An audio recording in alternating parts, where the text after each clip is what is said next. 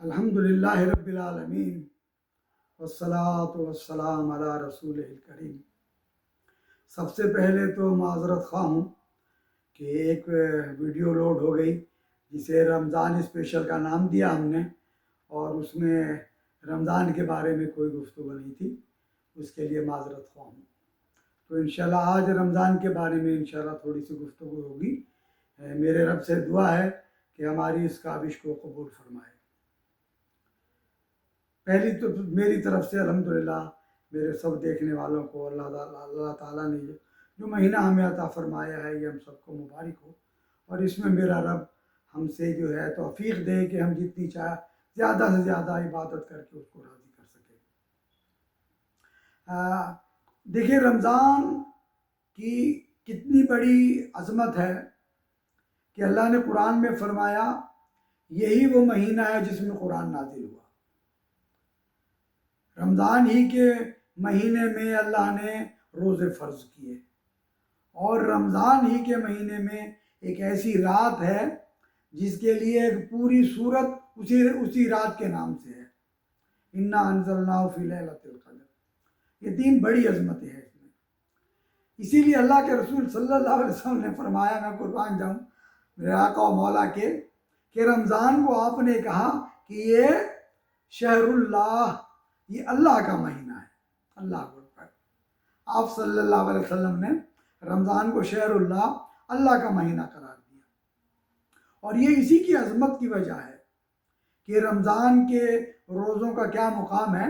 تھوڑی دیر کے لیے سن لیجیے کہ ویسے تو اللہ نے فرمایا ہم انسان ہیں، جب اس نے روزے فرض کیے تو ہمیں بتایا کہ یہ بھی انسان کے ساتھ ممکنات میں سے ہے، تو یہ صورتیں ہوں تو آپ روزہ دوسرے دن پر لے جا سکتے ہو، جسے رخصت کہتے ہیں، مردوں کے لیے، عورتوں کے لیے، مریضوں کے لیے، سفر کرنے والوں کے لیے۔ یہ اللہ نے کہا یہ اگر یہ صورتحال ہو تو روزہ مت رکھو، بعد میں رکھ دینا۔ آپ صلی اللہ علیہ وسلم نے فرمایا ان کے علاوہ اگر کسی شخص نے بغیر کسی عذر کے روزہ رمضان کا چھوڑا، مثلا 28 روزے رکھ لیے اس نے، اور آخری روزے کو کہا کہ بعد میں رکھ لوں گا میں، اس کے بعد ایک روزہ جو رمضان کے مہینے کا چھٹا، وہ شخص ساری عمر اگر روزے رکھے، اللہ اکبر، تو رمضان کا جو ایک روزہ مس ہو گیا اس کی تلافی ممکن نہیں ہے۔ ساری عمر کے بھی روزے، وہ جو ایک روزہ بغیر کسی عذر کے چلا گیا اس کی تلافی ممکن نہیں ہے۔ میرے بھائیوں، یہ مقام ہے اس رمضان کا، اس کے روزوں کا نا۔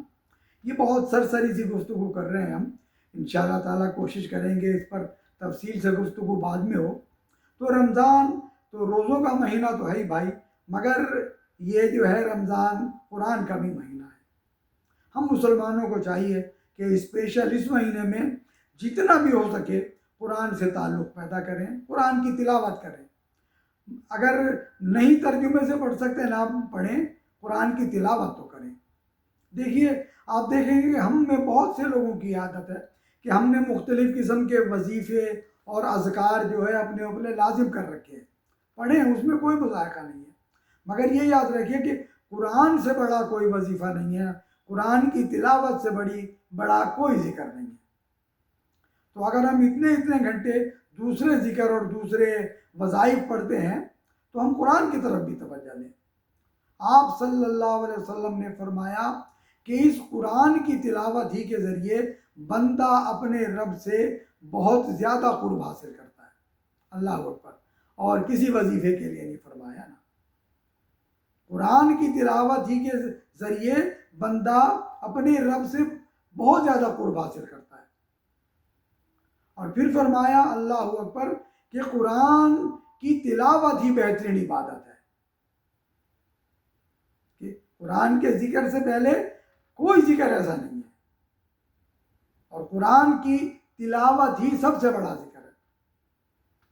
اندازہ لگائیے جب کہ رمضان کا مہینہ ہے، ہم اس میں تلاوت نہ کر سکیں، قرآن نہ کھول سکیں، قرآن میں مشغول نہ رہ سکیں، تو کتنی بڑی سعادت سے محرومی ہوگی۔